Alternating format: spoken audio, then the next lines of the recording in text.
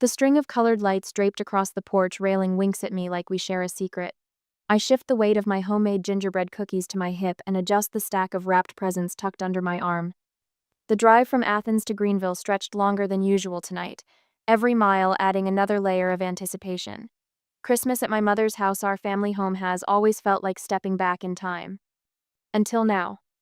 I pause at the bottom step, struck by how beautiful the old Victorian looks. White Christmas lights outline every window, casting a warm glow against the December darkness.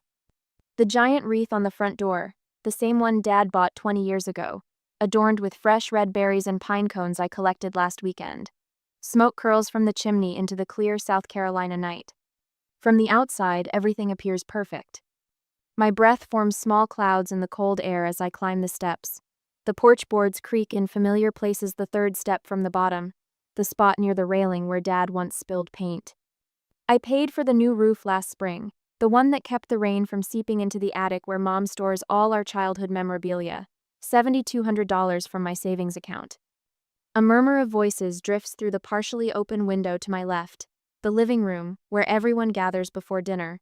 I recognize Mom's voice immediately, clear and precise as always. We all agreed she's not welcome this Christmas.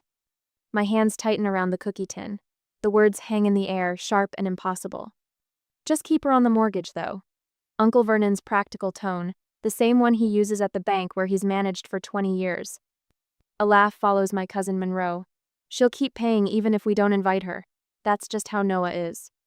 I stand frozen, cookies clutched against my chest like a shield. The festive wrapping on my gifts suddenly seems garish and foolish. She's not family. My mother's voice again, casual as if discussing the weather. She's just convenient. 4 years earlier, I sat in a leather chair at Carolina First Bank, pen hovering over cosigner papers for Mom's mortgage refinance. Uncle Vernon stood behind her, his hand on her shoulder, explaining how this arrangement would save the family home after Dad's medical bills had nearly bankrupted her.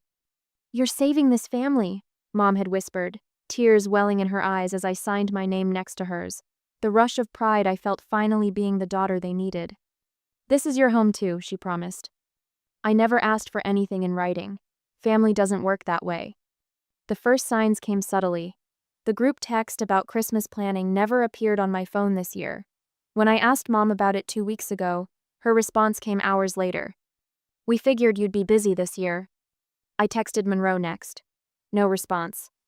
I should have recognized the pattern from last Christmas when I arrived to find 11 place settings at a table for 12. I ended up eating from a paper plate in the kitchen, catching snippets of laughter from the dining room. Now I stand on the porch clutching gifts for people discussing my exclusion. My fingertips tingle with cold. In my coat pocket, my phone vibrates with a calendar reminder. Mortgage payment minus $1,442, tomorrow. The ornament slips from between my fingers before I realize I'm holding it. A small glass angel I brought as an extra gift for the tree. It shatters against the porch step, the sound sharp and final in the quiet night. Inside, the voices stop. "Did you hear something?" Monroe asks. I step backward, away from the splintered glass. My shoulders straighten as something shifts inside me. I turn and walk deliberately toward my car, each step measured and calm. No running, no tears. Not yet. The screen of my phone glows in the darkness of my car. Tomorrow's scheduled mortgage payment, $1,442. The same amount I've paid every month for 4 years while they decided if I was family or just convenient. I start the engine. The Christmas lights of the house me house, according to the bank, reflect in my rearview mirror as I pull away. They've made their choice. Now it's time for me to make mine. Next day, the financial records spread across my kitchen table like fallen autumn leaves. 4 years of statements, each page a month of my life converted to numbers. My hands tremble as I total the final column on my calculator. $69,216. The amount glows on the small screen, accusing me. Nearly $70,000 paid toward a house where I'm not welcome. A house where my mother, Uncle Vernon, and Cousin Monroe sit in warmth discussing my exclusion as casually as discussing the weather. I push back from the table, my chair scraping against the tile floor of my Athens apartment. Morning light streams through the blinds, catching dust motes in its beam. Outside, My neighbors prepare for Christmas with twinkling lights and inflatable snowmen. Inside, I'm dismantling the fiction of my family. The warranty deed sits in the center of my financial archaeology. I found it online last night in the county records, my name conspicuously absent despite being on every mortgage statement. Uncle Vernon's banking expertise at work keeping me financially responsible while legally powerless. My phone chimes with a text from my mother. Did you make it home safe last night? As if she cares. As if she hadn't just discussed my banishment from Christmas dinner. The audacity steals my breath. I pull the utility folder from my filing cabinet. Electricity, gas, internet, insurance all in my name. The pattern emerges with nauseating clarity. Every essential service, every financial burden, carried by the daughter they find convenient but not family. My laptop screen shows my banking portal, the cursor hovering over Cancel Automatic Payment. Tomorrow's scheduled transfer, $1,442. The same amount I've paid every month since signing those papers at Carolina First Bank. My finger hovers over the touchpad. She's not family, she's just convenient. Mother's voice replays in my mind, clear as if she stands beside me. 4 years flash before me standing in the kitchen with a paper plate last Christmas, while laughter flowed from the dining room. My absence from family photos despite my presence in the house. The group texts that somehow never included me. I click. A confirmation window appears. Are you sure you want to cancel this automatic payment? Never have 6 words carried such weight. My finger trembles above the touchpad. Click. 4 years of obligation end in a moment. Next day, the office coffee tastes bitter, but Amelia brings me a peppermint mocha from the shop downstairs. She places it on my desk without comment, but her eyes linger on my face. Rough Christmas season? She asks, perching on the edge of my desk. I shrug, not trusting my voice. You look like I did 2 years ago, she says, when I stop talking to my sister. My head snaps up. Amelia confident. Smiling Amelia estranged from family? She borrowed $30,000 for a business that never existed, Amelia continues. When I asked for it back, she told everyone I was trying to ruin her life. Something cracks in my chest. My mother has me paying for a house I'm not allowed to visit for Christmas. The words hang between us, the first time I've spoken the truth aloud. Amelia doesn't gasp or offer platitudes. She nods. James in accounting went through something similar. His parents took out credit cards in his name. He might have some advice. By afternoon, James sits across from me, explaining cosigner rights I never knew existed. They need your signature to refinance or sell, he says. That's leverage they never told you about. What about the utilities, I ask. Those you can cancel anytime. They're solely in your name. The weight pressing on my chest since last night begins to lift. Options materialize where before I saw only obligation. That evening, my neighbor Eleanor knocks with a plate of snickerdoodles. You seemed upset when you came home that night, she says. Everything okay? I invite her in, surprised when she accepts. We sit at my kitchen table, now cleared of financial statements but still heavy with their revelations. My family situation is complicated, I say, choosing my words carefully. Eleanor smiles, the corners of her eyes crinkling. Whose isn't? Listen, if you don't have plans for Christmas, a few friends are coming over, nothing fancy. You're welcome to join. A place at a table. An invitation freely given. The contrast to my family's calculated exclusion brings stinging tears. I blink away. Thank you, I might take you up on that. After Eleanor leaves, I make a list. Every utility, every service connected to that house with my name attached. Electricity, gas, water, internet, insurance. Each represents years of financial support while being emotionally shut out. I calculate the disconnection dates, arranging them in a precise pattern. Each service will end on the 24th of December, Christmas Eve, between 6 o'clock and 7 p.m. The hour when my family traditionally gathers for dinner. The dinner I'm not welcome to attend. My email to my mother is 3 sentences long. I've decided to stop financially supporting a home I'm not welcome in. All utilities in my name will be disconnected. This is effective immediately. I press send, close my laptop, and sleep through the night without waking once.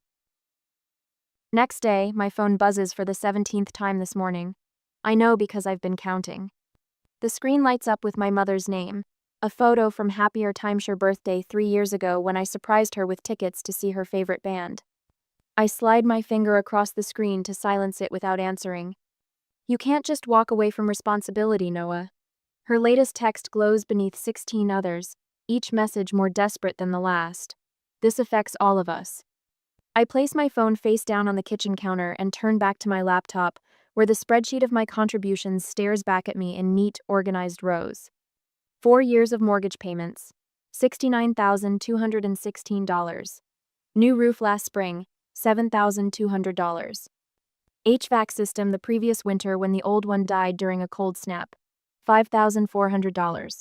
Appliances when the refrigerator leaked and ruined the dishwasher, $2,850. The numbers don't lie, unlike family. The phone buzzes again. Uncle Vernon this time. Noah, this is serious. There are legal implications you don't understand. Call me immediately. Legal implications. Coming from the man who structured the mortgage so carefully, the bank manager uncle who explained how this arrangement would protect everyone, while actually protecting only my mother. I save the message as evidence. My doorbell rings, startling me. Through the peephole, I see James, my financial advisor, his leather portfolio tucked under his arm. I smooth my hair and open the door. Thanks for coming to me, I say. I appreciate it. James settles at my kitchen table, spreading documents between us. As co-signer, you have rights they never explain to you. His finger traces a clause on the mortgage agreement. You own half this property on paper, regardless of what they've told you. The revelation settles in my chest like a stone. But my name isn't on the deed. That's the problem. James taps the document. They deliberately kept you off the deed while putting you on all the liability. Classic case of financial exploitation. The word lands hard. Exploitation. I've been calling it family obligation, duty, love. Can they force me to keep paying? My voice sounds smaller than I intend. James shakes his head. They can try, but no court would side with them once they see this pattern. You've paid for a home you were explicitly told you weren't welcome in. He helps me organize my documentation, every transfer, every repair invoice, every utility payment into a single damning file. When he leaves, the weight on my shoulders feels different. Not lighter exactly. Redistributed. My phone rings again. Mother. This time I answer, pressing the record button, first something Amelia suggested yesterday when I broke down during our lunch break. Noah Elizabeth Wynne. My mother's voice cuts sharp as a blade. You've put us in an impossible position, the mortgage company called. Hello to you too, Mom. Don't get smart with me. After all we've done for you. The words stop me cold. Something shifts inside my chest, a tectonic plate moving after years of pressure. What exactly have you done for me, Mom? Silence stretches between us, thin and brittle as ice in spring. Excuse me? Her voice rises an octave. I'm curious. What have you done for me that justifies my paying your mortgage for 4 years? That justifies utilities in my name for a house I'm not welcome in? That justifies... She's not family, she's just convenient? The pause tells me everything. She didn't know I'd heard those words on the porch. You misunderstood what? No, I didn't. My voice remained steady. I heard you clearly. I heard Uncle Vernon. I heard Monroe. And I understood perfectly. Noah, you're being dramatic. We can discuss this when you're thinking rationally. I've never thought more rationally. Would you like me to email you the spreadsheet of my contributions to a house I don't own? It's quite comprehensive. Another silence. We're family, she finally says, as if those words should override everything else. Convenient when you need money, not family when you're setting the Christmas table. I hear her inhale sharply. Your father would be disappointed. Don't, the word comes out hard as flint. Dad valued honesty above everything. He'd be horrified by what you've done. The call ends with her hanging up. I sit motionless, heart hammering against my ribs, waiting for regret that doesn't come. The doorbell rings again. This time it's Eleanor from next door. Casserole dish in hand, concern etching lines around her eyes. Bad day? She asks, seeing my face. Illuminating day. I step aside to let her in. Eleanor places the dish on my counter. My grandmother's recipe. Comfort food for when the world feels cold. She hesitates. Amelia called. Said you might need company tonight. The simple kindness almost breaks me. Eleanor, who I've known less than a year, bringing food. Amelia, who texted earlier offering to help organize my documentation. James, who connected me with his lawyer friend for pro bono advice. This is what support looks like. Not manipulation disguised as family obligation. My phone pings with an email notification. I glance down to see the subject line, Important, Utility Disconnection Notice. The 24th of December, Christmas Eve. The day the lights will go out at my mother's house, the house I've been paying for but am not welcome in. I don't forward the notice to my mother. Some lessons need to be learned in darkness. Eleanor stays for dinner. We eat her grandmother's casserole while she tells me stories about her own family, the good, the bad, the complicated, no pretense of perfection. No manipulation disguised as love. After she leaves, I create a new spreadsheet. This one documents all forms of contact from my family since I canceled the mortgage payment. 43 texts, 17 calls. One social media post from Monroe about ungrateful family members at Christmas. That doesn't name me, but might as well have a spotlight on my face. My phone pings again. A message from my cousin Tamsin, who's been notably absent from the barrage. Check your email. Sent something you should hear. Delete after listening. The audio file downloads slowly. I press play and hear the unmistakable sound of my family's voices around what must be the dining room table. She won't hold out, Vernon says. Noah craves approval too much. Just tell her what she wants to hear. I raised her better than this. My mother's voice, indignant. She knows her responsibilities. We can drag this out legally, Vernon adds. Keep her on the hook financially while we figure out next steps.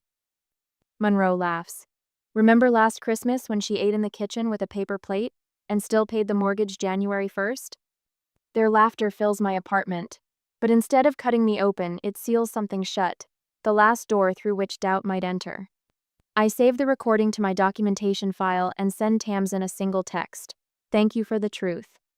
Then I silence my phone and sleep through the night for the first time in weeks. The Christmas tree in the corner of my apartment twinkles with white lights, casting dancing shadows across my walls. Michael Bublé croons about a white Christmas from my speaker while I arrange sugar cookies on a festive platter, a tradition I've reclaimed for myself this year. My silenced phone lights up on the coffee table. Again, and again, and again. I check the time. 6:13 p.m. One more minute. I remember Uncle Vernon's voice clearly from my childhood, explaining how electricity worked during a summer storm that knocked out power to half of Greenville. It's not magic, Noah. Just a simple matter of connections and payments. The digital clock on my microwave flips to 6:14. 200 miles away, in the house I've paid for but never belonged in, the lights have just gone out. The carefully roasted turkey in my mother's double oven has stopped cooking. The Christmas playlist blaring from the expensive sound system I bought last year has fallen silent. The heat has ceased flowing through vents I paid to have cleaned every October. Everything stops when you stop paying for it. I pour hot water over a tea bag, the steam rising in delicate curls. The first voicemail arrives before I've added honey. What have you done to us? My mother's voice hits a pitch I haven't heard since I broke her favorite crystal vase at age 12.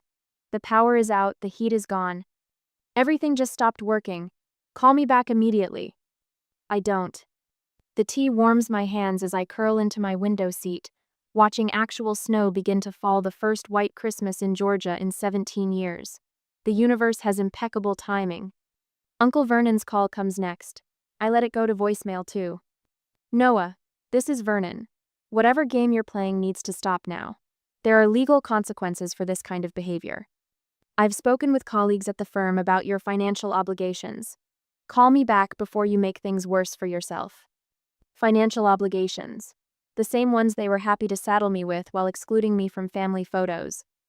My phone buzzes with a text from Monroe. You're destroying everything we built. How could you do this to us at Christmas? Us. The word catches in my chest like a splinter. There was never an us that included me. I set my mug down and open my laptop. 3 emails wait in my inbox, precisely as I anticipated. South Carolina Electric, service disconnection confirmation. Greenville Gas and Heating, account closure complete. Southeastern Cable and Internet, service terminated successfully. All services linked to my name, my credit, my bank account for 4 years. All canceled with precise timing after the last dinner guest would have arrived but before the main course could be served. I imagine the scene. Mother's famous crown roast sitting half-cooked in a darkened kitchen. Guests huddled in coats around a table set with the good china. The confusion turning to dismay as each call to utility companies reveals the same truth: everything was in my name. Everything. My phone rings again. I answer this one. Hi, Noah. Amelia's voice carries the warm smile I've come to treasure these past weeks. Just checking in, how are you holding up? I'm okay. The words surprise me with their honesty. Actually, I'm better than okay. Good. Remember, you're welcome here any time if you change your mind about dinner. Thank you. The gratitude catches in my throat. After we hang up, I forward the recording. Tamsin secretly sent me the one with Mother's voice, clearly stating, she's not family to Vernon's boss at First Carolina Bank. I attach documentation of every mortgage payment, every utility bill, every home repair receipt from the past 4 years. The subject line reads, Potential ethics violation by Vernon Caldwell, financial exploitation of family member.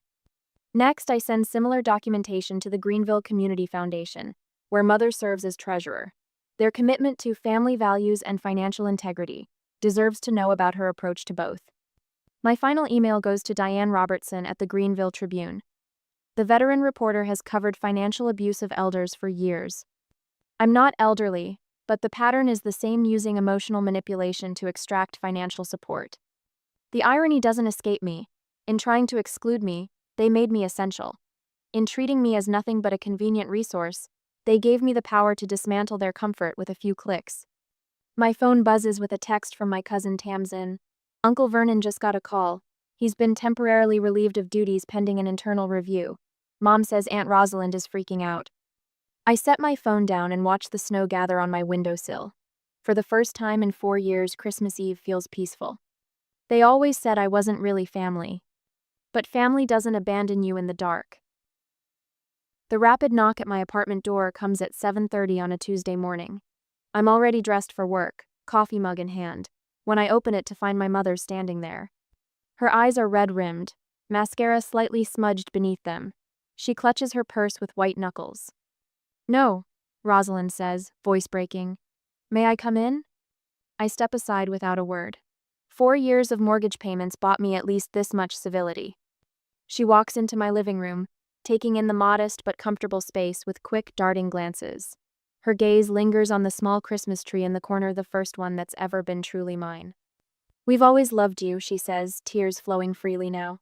This is all a terrible misunderstanding. I take a slow sip of coffee, the bitter warmth steadying me. Is that why you said I wasn't family?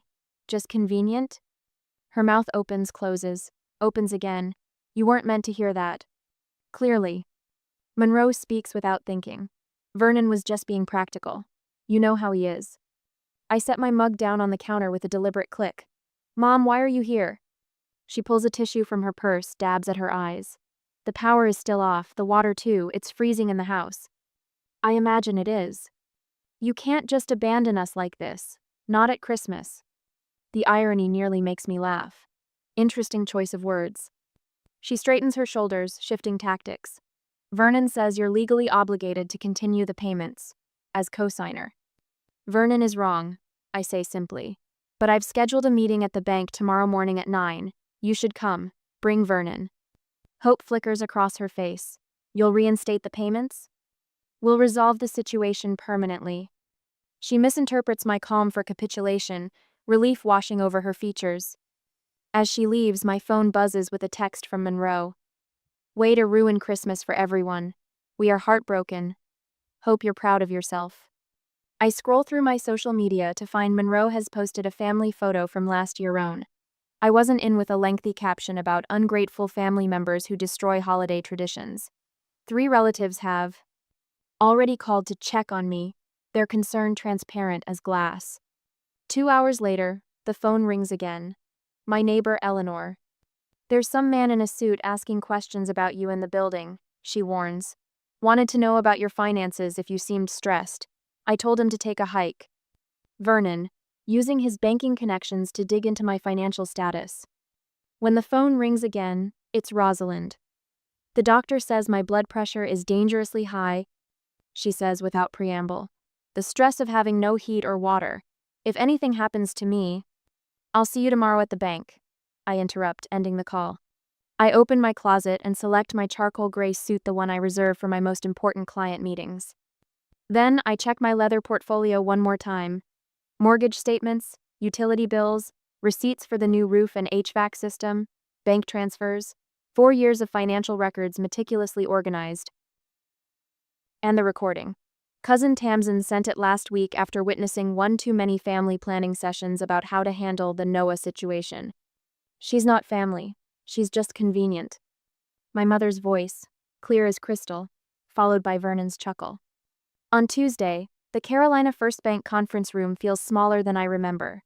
The polished oak table reflects the overhead lights as I arrange my documents in precise order. 9 o'clock approaches. James, my financial advisor, sits beside me. His presence isn't strictly necessary, but after 4 years of feeling outnumbered in my own family, I refuse to walk into this room alone. The door opens. Rosalind enters first, wearing her Sunday best, a strand of pearls at her throat. Vernon follows, confidence radiating from his tailored suit and bank manager's smile. Behind them comes Marcus Phillips, the regional director, Vernon's boss. Vernon falters slightly at the sight of Marcus. This wasn't part of his plan. "Thank you all for coming," I say, my voice steadier than I expected. "I believe we can resolve this situation quickly." Vernon leans forward. "Noah, your mother is deeply distressed by your recent actions. Cutting off utilities during winter, refusing to honor your financial commitments." "My commitments?" I open the portfolio. "Let's clarify those." I place the first document on the table. Mortgage statements showing $69,216 in payments over 4 years. The second document follows.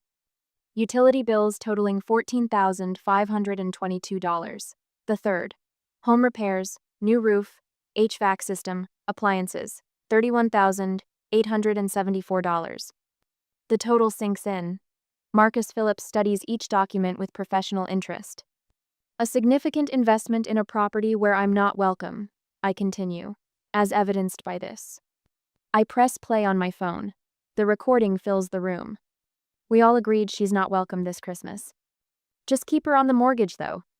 She'll keep paying even if we don't invite her. She's not family. She's just convenient." Rosalind's face drains of color as her own words echo in the room. Vernon's professional mask slips, revealing the calculation beneath. Marcus Phillips clears his throat. "Mr. Harris," he addresses Vernon, "did you facilitate this mortgage arrangement?" Vernon's smile tightens. "It was a standard co-signing situation, where you deliberately structured the agreement to benefit your sister while placing financial burden on your niece," Marcus asks. "While employed as a manager at this institution?" The silence stretches. I slide the final document across the table. "I'm transferring full mortgage responsibility to my mother, effective immediately. I've paid for 4 years. The house is all yours now, Mom. So is the mortgage." Vernon's voice rises. "She can't afford." "That's not my concern," I interrupt. "Not anymore." Marcus stands. "Mr. Harris, I'd like to speak with you privately. Now." As Vernon is escorted from the room, my mother reaches for my hand. I pull away gently but firmly. "I don't understand," she whispers. "How will I keep the house?" "The same way most people do," I answer. "By paying for it yourself." I gather my documents, nodding to James. As we walk toward the door, Rosalind calls after me. "Noah, please. Where will you be for the remaining holidays?" I pause, one hand on the doorknob, and look back at her. "Somewhere I'm welcome. Somewhere I'm family, not just convenient." The bank door closes behind me with a solid, satisfying click. For the first time in 4 years, my shoulders feel truly straight, my steps light and purposeful. The January air is cold against my face, but I don't mind it. Freedom has its own particular warmth. A year later, I am celebrating a different Christmas. The sun slips through my blinds Christmas morning, painting golden stripes across my comforter. I stretch beneath the warmth, savoring the silence. No kitchen chaos, no passive-aggressive comments about my late arrival, just peaceful quiet in my modest Athens apartment. I pad to the kitchen in my flannel pajamas and wool socks, the hardwood cool beneath my feet. The coffee maker gurgles to life with a press of my finger. A gift to myself, programmable, with a thermal carafe that keeps coffee hot for hours. No rushing to pour a cup before someone empties the pot. My refrigerator holds ingredients I've never used for Christmas breakfast. Thick-cut bacon, farm-fresh eggs, sourdough bread from the bakery down the street. The heavy cast-iron skillet another recent purchase heats on the stove as I slice strawberries for a side dish. "Merry Christmas to me," I whisper, cracking eggs into a bowl. The phone buzzes on the counter. Mom's name appears for the third time this morning. I let it ring until silence returns. The family home belongs to her now, in name and responsibility. The bank manager's face when I played that recording. "She's not family. She's just convenient," still brings a flutter of vindication to my chest even a year later. My breakfast plate steams before me at my small kitchen table. I bow my head, not in prayer, but in acknowledgement. I'm free. The therapy sessions began 2 weeks after the bank meeting. Dr. Laurel's office felt like neutral territory where I could finally speak the truth aloud. "You've been financially exploited," she said plainly during our first session. No sugarcoating. No, but they're family. Just simple recognition of what happened. I bite into the sourdough toast, butter melting into the crunchy surface. The taste reminds me of Saturday mornings with Dad before he died, when we would walk to Thompson's Bakery while Mom slept in. The memory comes without its usual sharp edge of loss. My new savings account already holds 2 mortgage payments worth of money. By next year it might hold enough for a down payment. A home in my name only. The calendar on my wall shows appointments and plans I've made for myself. Financial literacy workshop at the community center. Coffee with Amelia from work. Dinner with Tamsin's only cousin who earned back my trust after sending me that damning recording of the family meeting. Mom's attempts at reconnection fill my blocked call log. Uncle Vernon hasn't spoken to me since the bank manager escorted him from the building. His professional reputation unraveled quickly after the internal investigation. Monroe's social media still occasionally references family betrayal, but fewer relatives engage with his posts now. The house, that beautiful Victorian with its creaking porch steps and new roof I paid for, went on the market last month. Mom couldn't maintain the payments alone. Sometimes I drive past it on my visits to Greenville, watching as the for sale sign swings in the winter wind. The Christmas tree in my living room stands 3 feet tall, decorated with ornaments I chose myself. No heirloom glass angels. No traditions carried forward that served someone else's story. Just twinkling lights reflecting possibilities in each shining ball. The women at the financial literacy program ask me questions I once couldn't answer for myself. How do you know when helping becomes hurting? What's the difference between responsibility and exploitation? I don't have perfect answers, but I share my story, watching recognition dawn in their eyes. I used to think if I gave enough, stayed quiet enough, they'd finally see me. But I've learned, you don't need to sit at someone else's table to know your worth. You can build your own and serve peace, not pain.